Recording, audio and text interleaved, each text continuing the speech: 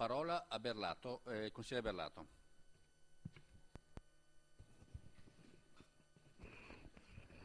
Sì, grazie Presidente. Ma io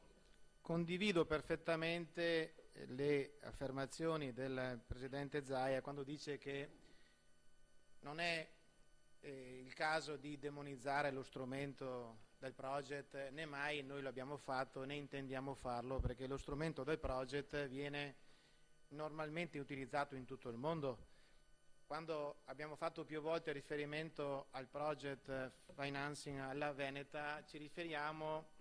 a un'ipotesi di utilizzo distorto di uno strumento che, se usato bene, può dare effetti positivi. E quindi non siamo tra coloro che vogliono demonizzare il project.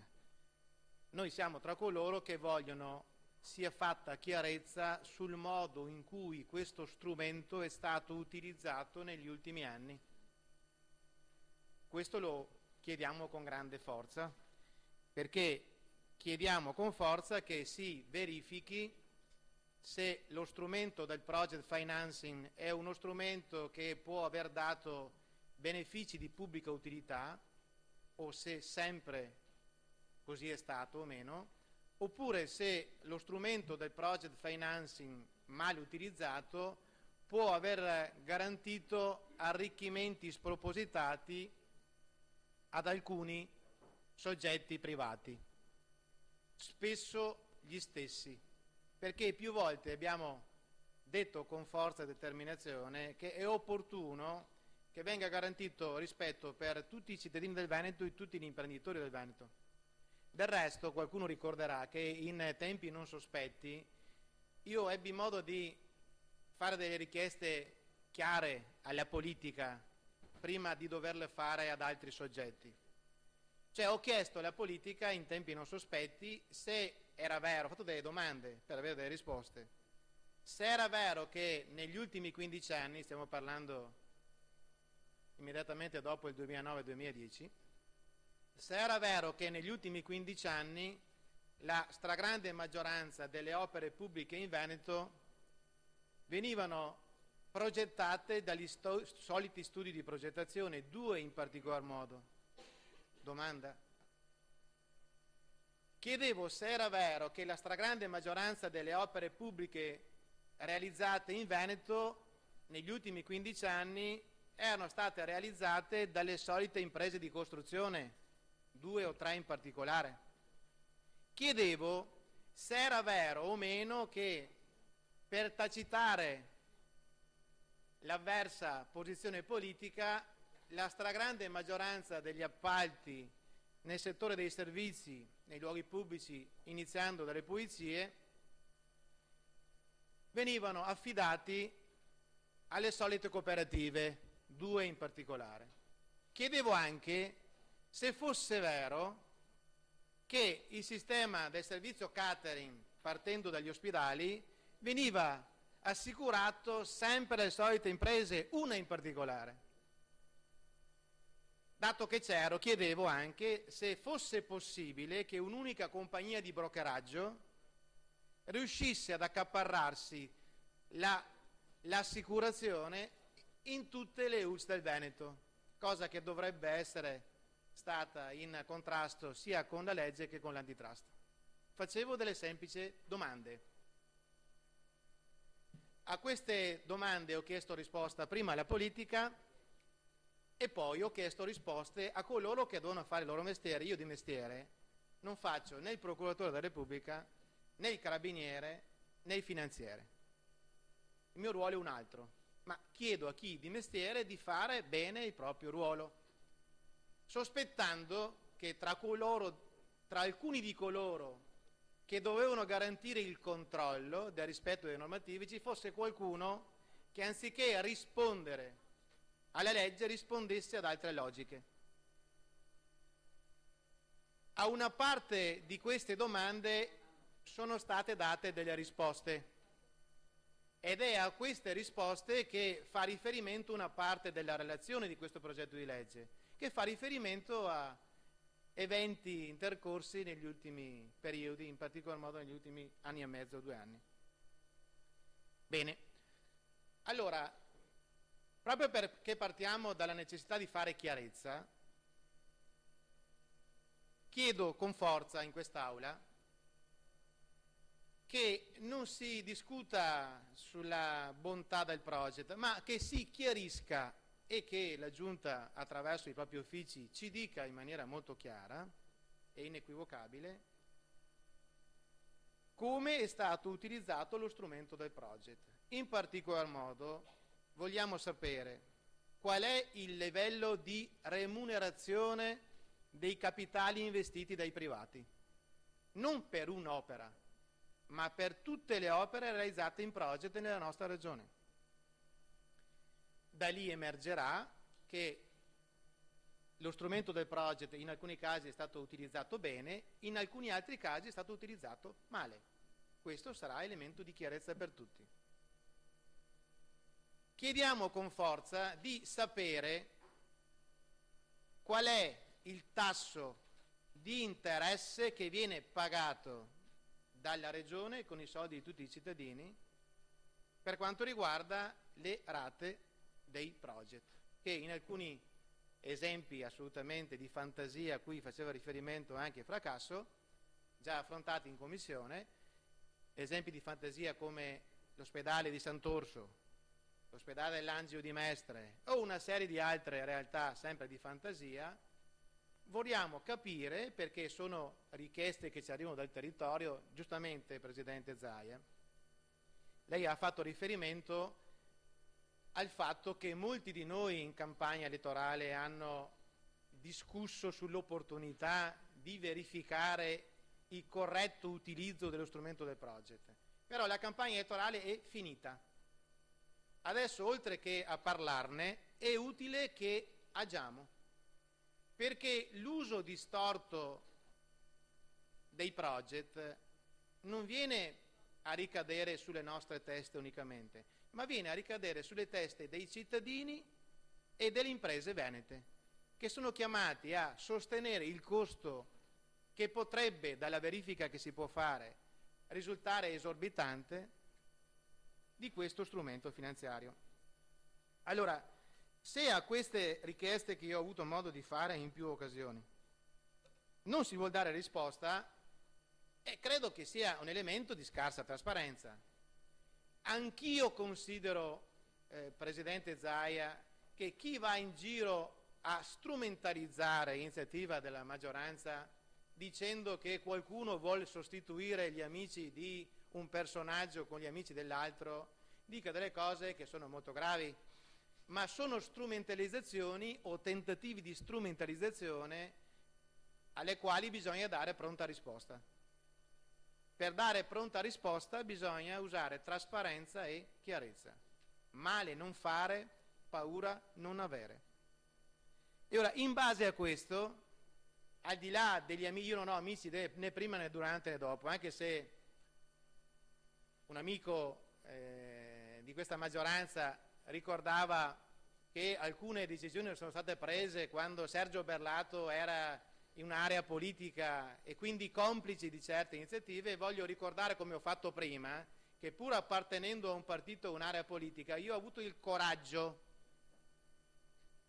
di chiedere venisse fatta chiarezza, prima alla politica e poi agli organi inquirenti. E non perché ero componente di un partito, di una maggioranza, ho avuto paura nel chiedere venisse fatta chiarezza, anche se sapevo perfettamente che c'era la possibilità che dall'esito di queste indagini potesse essere coinvolto qualcuno del mio partito o qualcuno della mia maggioranza, ma anche qualcuno che, avendo il dovere di controllare da forza di opposizione, faceva finta di controllare perché vedeva una parte di torta adesso garantita. Siccome dobbiamo sbarazzarci dei fantasmi del passato, e per farlo non bisogna semplicemente veder rotolare qualche testa di qualche politico o di qualche controllore che non faceva il suo mestiere perché in libro paga del politico. Dobbiamo anche tentare di tagliare i tentacoli che ancora adesso sono operanti nel territorio. Allora, per fare chiarezza, ben venga, io non scendo nel merito della programmazione, che ha fatto Fracasso e altri esponenti dell'opposizione, ci sarà modo e tempo per fare in modo che il Consiglio, utilizzando una propria prerogativa, entri nel merito della programmazione, perché questa è una sua competenza. Qui, con questo progetto di legge, stiamo parlando di un'altra cosa, non tanto della programmazione, ma di rivedere alcuni dei procedimenti in corso non ancora perfezionati che riguardano l'utilizzo del project. La richiesta forte che faccio a quest'Aula e alla Giunta, dopo che avremo le informazioni richieste, quindi sul livello di remunerazione dei capitali investiti e sul tasso di interesse pagato, perché mi riferisco al tasso di interesse pagato? Perché il codice penale fa esplicito riferimento, articolo 644, riferimento ai casi in cui può essere ipotizzato, non come è stato erroneamente riportato da qualche giornale, lo stato di usura, ma il reato di usura, che si configura nel momento in cui un soggetto pubblico o privato è chiamato a corrispondere alla controparte un tasso di interesse che va molto al di là rispetto a quello corrente. C'è un passaggio chiaro sui tassi medi di usura, vai dal 1 luglio al 30 settembre 2015, che dice: